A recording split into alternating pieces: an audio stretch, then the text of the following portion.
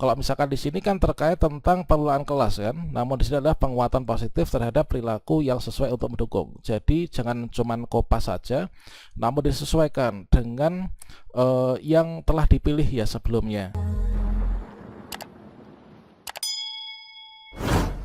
Sobat calon guru semuanya, pada video ini saya akan memberikan tutorial bagaimanakah cara mengisi pelaksanaan praktik kinerja di PMM menjadi 100%.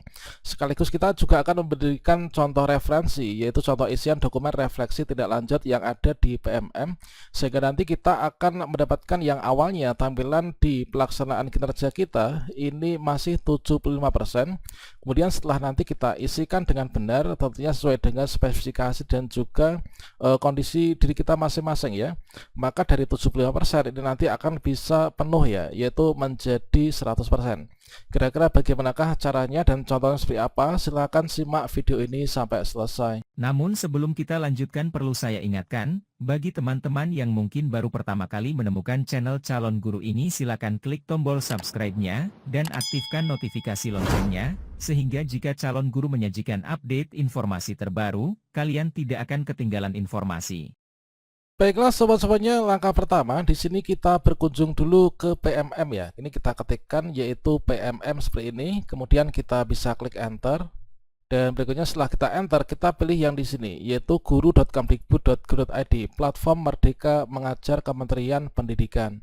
Kemudian kita akan diarahkan ke sini yaitu kita pilih di bagian pengelolaan kinerja teman-teman. Dan berikutnya di sini kita klik pada bagian guru nih ya. Kita klik saja di sini. Kemudian kita sebagai pegawai kita klik di sini. Nah, selanjutnya teman-teman bisa menyaksikan yaitu di sini untuk praktik kinerja kita ini masih 75%. Nah, praktik kinerja 75%. Di sini kita nanti upayakan diisi yaitu menjadi 100% ya. Kita klik saja di sini.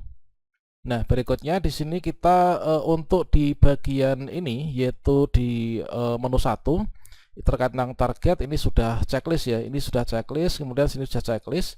Nah, penyebabnya kenapa sekarang ini masih 75% belum 100%? Ini dikarenakan ini belum kita isi ya di bagian isi dokumen refleksi tindak lanjut. Jadi setelah kita dulu itu diobservasi, kemudian tentunya telah diberikan pembinaan oleh atasan kita. Selanjutnya di sini kita merencanakan nih, yaitu untuk dokumen tindak lanjutnya ini kita isi. Nah, berikutnya kita klik saja di sini ya, kita isi dokumen. Nah, berikutnya pada bagian ini kita menjawab teman-teman. Nah, tentunya di sini untuk mengisi segala sesuatu yang ada di PMM, di sini teman-teman harus memperhatikan yaitu langkah-langkah refleksi tindak lanjut ya. Nah, di sini yang pertama tentunya kita lakukan refleksi, jadi capaian dan tantangan yang dialami setelah tindak lanjut itu apa. Kemudian teman-teman berdiskusi dengan atasan. Nah, agar lebih mudah ini dalam mengisi formulir. Ingat teman-teman, untuk mengisi formulir ini tentunya teman-teman harus berdiskusi ya dengan atasannya.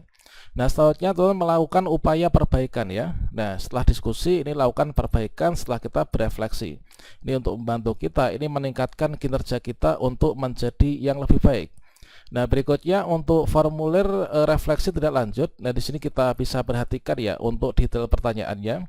Jadi untuk tujuan tindak lanjut itu kan tercapainya penguatan positif terhadap perilaku yang sesuai untuk mendukung kesepakatan kelas secara maksimal. Nah, berikutnya untuk upayanya inilah menggali informasi terutama di PMM terkait tentang kegiatan yang dilakukan berkaitan dengan penguatan positif. Periodenya ini, kemudian kebutuhan yang diperlukan apa, penyediaan atau pembelian alat dukung pembelajaran misalkan. Nah, kemudian ini kita isi jawaban ini ya. Nah, ini kita jawab semua dari kolom-kolom ini. Yang pertama itu terkait tentang inspirasi ya. Nah, apa inspirasi baru yang Anda dapatkan dari upaya tindak lanjut? Nah, jadi teman-teman di sini berpikir yaitu inspirasi baru yang telah teman-teman dapatkan untuk upaya tindak lanjut perbaikan kedepannya itu seperti apa. Jadi kalau misalkan saya ini dari upaya tindak lanjut dalam pengelolaan kelas untuk memperkaya pengetahuan mengenai penciptaan pembelajaran yang menyenangkan dan juga berpihak pada peserta didik agar proses belajar mengajar berjalan efektif dan efisien, saya mendapatkan beberapa inspirasi. Nah, di sini saya sebutkan ada sekitar 4 ya. Jadi teman-teman di sini ketika kita mengisi ya pada bagian ini sebaiknya kita sesuaikan dengan diri kita masing-masing. Nah, misalkan di sini dari upaya tidak lanjut dalam pengelolaan kelas untuk memperkaya pengetahuan, pengelolaan kelas. Ini kalau misalkan teman-teman sinkronkan dengan di sini, ya pada tujuannya adalah tercapainya penguatan positif terhadap perilaku yang sesuai untuk mendukung kesempatan kelas secara maksimal. Tentunya nggak sinkron ya. Jadi ketika teman-teman mengisi, ini memang di dunia internet ini bertebaran banyak sekali referensi dan juga contoh. Namun teman-teman saya sarankan ini jangan hanya copy paste saja ya. Jadi kalian sesuaikan. Kalau misalkan di sini kan terkait tentang pengelolaan kelas kan, namun di sini adalah penguatan positif terhadap perilaku yang sesuai untuk mendukung. Jadi jangan cuman kopas saja, namun disesuaikan dengan yang telah dipilih ya sebelumnya. Oke, di sini akan saya sesuaikan dengan punya saya. Sehingga kalau misalkan di sini saya itu kemarin memilihnya itu adalah di sini tercapainya penguatan positif terhadap perilaku yang sesuai atau mendukung kesepakatan kelas. Kemudian dengan upayanya adalah menggali informasi terutama di PMM terkait tentang kegiatan tersebut. Maka di sini saya menuliskan adalah seperti ini. Guru dapat memberi pujian terhadap perilaku peserta didik sesuai dengan kesempatan kelas ya. Ini seperti yang saya dapatkan di PMM ketika mempelajari modul yang telah menjadi pilihan saya. Nah, kemudian di bagian bawahnya ini tentunya juga kita harus sesuaikan ya. Jadi dari inspirasi yang saya dapatkan itu perubahan praktik apa yang ada di kelas atau pendidikan yang telah saya terapkan. Nah, maka di sini saya sudah membuat coret-coretan ini. Saya memberikan pujian dengan langsung menyebutkan perilaku positif yang telah ditampilkan oleh siswa. Artinya nggak hanya cukup mengatakan bagus sekali atau luar biasa sikapmu ini, namun disebutkan juga untuk perilaku spesifik yang dipuji itu, sehingga mereka itu siswa lainnya mengetahui secara rasional ya, yaitu mengapa kok layak diapresiasi. Misalkan siswa membuang sampah pada tempatnya, maka saya memuji dengan mengucapkan, bagus sekali Sheryl, kamu telah mengikuti kesepakatan kelas kita, yaitu menjaga kebersihan. Jadi perilaku Sheryl ini patut dicontoh ya anak-anak. Nah, ini kita sampaikan kepada anak-anak ya, peserta didik saya. Nah, ini saya membuatnya adalah seperti ini. Jadi kita mengisi PMM ini bukan hanya kopas, namun juga kita pelajari apa yang menjadi fokus kita ya. Nah, sehingga dengan demikian ini kita dapat peningkatan nih. Kemudian tantangan yang paling sulit yang saya hadapi untuk melakukan perubahan kelas itu apa? Nah, tantangannya diantaranya minimnya persiapan pembelajaran karena mengerjakan tugas lain, karena juga sebagai bendahara operator BOS itu kan. Jadi terkadang fokus ngajari kelas tuh terpecah di situ. Apalagi kalau ada tugas tambah dadaan itu terkadang ya sulit lah kita untuk mengajari ya. Kemudian kesulitan memahami emosional setiap peserta didik yang berbeda-beda tentunya. Kemudian faktor lain dari siswa yang beragam, misalnya motivasi siswa yang rendah, kemudian siswa bosan dan terlalu berisik, kurang minat dan lain sebagainya. Nah, inilah untuk tantangan yang saya hadapi. Nah, selanjutnya saya isikan di sini ya.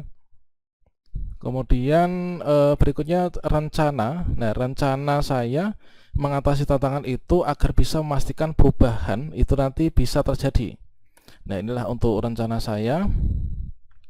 Jadi di sini menyelesaikan pekerjaan tambahan di luar jam mengajar, kemudian ikut pelatihan dan pengembangan profesional baik itu di PMM maupun juga di KKG atau mungkin komunitas praktisi, aktif menjalin komunikasi dengan orang tua, kepala sekolah, rekan sejawat dan lain sebagainya. Oke, ini saya masukkan di sini. Nah, selanjutnya di sini untuk pilihan belajar dari platform Merdeka Mengajar. Tentunya teman-teman sudah di tahap 3 itu sudah mempelajari kan untuk pilihan pelatihan di PMM-nya. Jadi tindak lanjutnya adalah pengelolaan perilaku peserta didik yang sulit ya. Nah, ngatur murid ongel itu caranya gimana nih? Nah, di sini inspirasi yang saya dapatkan setelah mempelajari PMM ini adalah di sini dari upaya ini. Nah, ini saya mendapatkan banyak sekali inspirasi. Nanti semoga bisa semuanya saya terapkan ya. Misalkan seharusnya itu melibatkan orang tua, memahami latar belakang mereka dan motivasi peserta didik, kemudian membangun hubungan positif dengan anak itu sangatlah penting, menerapkan penguatan positif sangat penting dan lain sebagainya ya. Oke. Kemudian saya masukkan di sini. Kemudian untuk contohnya nanti akan saya berikan di akhir video ini teman-teman. Kemudian dari inspirasi ini yang kita dapatkan apa perubahannya ini ya. Nah, dari inspirasi itu maka saya meluangkan waktu dan seterusnya ini ya. Ini tindakan nyatanya, aksinya. perubahannya ini saya terus mendapatkan ini. Kemudian saya pastekan di sini ya. Ini sebaiknya memang kita tuh mengetiknya di Microsoft Word dulu ya. Nanti tinggal copy paste seperti itu. Oke, berikutnya tantangan yang saya hadapi di sini disuruh untuk memilih, yaitu di antara, tentunya tantangan itu banyak ya. Misalkan mengubah pola pikir dan kebiasaan itu sangat sulit ya. Nah, mengubah pola pikir dan kebiasaan peserta didik sangatlah sulit, mendapatkan dukungan, kemudian mengelola kebutuhan belajar yang beragam. Kemudian rencana saya ke depannya adalah ini. Oke, tinggal saya kopas, kemudian pastekan. Nah ini, oh ya, di sini sebelum saya sebelum saya kumpulkan untuk file ini, nanti teman-teman bisa dapatkan, namun hanya sebagai referensi ya, hanya sebagai referensi. Tentunya di sini nanti kita sesuaikan dengan pilihan belajar di PMM kita, dan juga kita sesuaikan dengan kebutuhan kita atau indikator yang kita pilih sebelumnya. Untuk mendapatkan file ini nanti akan saya upload ya di website saya. Silakan teman-teman nanti berkunjung di sini ya, yaitu di mariadi.com seperti ini. Kemudian teman-teman nanti silahkan dipilih. Ini adalah untuk contoh isian formulir refleksi aja ya sebelumnya. Nanti akan saya tambahkan di sini ya. Nah di sini nanti akan saya tambahkan. Silahkan teman-teman nanti yang mungkin memerlukan referensi ya. Nah, setelah selesai ini ya, setelah selesai kita isikan dari semuanya ini, tentunya kita isikan ini harus diskusi dengan kepala sekolah ya. Nah ini, setelah berdiskusi apakah kira-kira ini sudah sesuai ataukah belum, atau mungkin ada masukan atau apa, maka di sini kita tinggal kumpulkan saja ya. Untuk mengumpulkan supaya nanti bisa 100%, teman-teman klik sini ya, kita klik kumpulkan. Nah, ini kalian klik di sini, yaitu di checklist ya. Saya mengerti bahwa dokumen ini dapat diubah selama belum dinilai ya. Nah ini kita klik kumpulkan, klik. Nah dengan demikian kita cek apakah sudah 100%. Kita kembali, kita reload. Oke, kita reload. Sekarang sudah 100% ya teman-teman, untuk cek praktik kinerjanya. Nah ini untuk mengeceknya lagi, teman-teman bisa klik di sini ya. Oke, demikian, salam sukses untuk kita semuanya. Wassalamualaikum warahmatullahi wabarakatuh.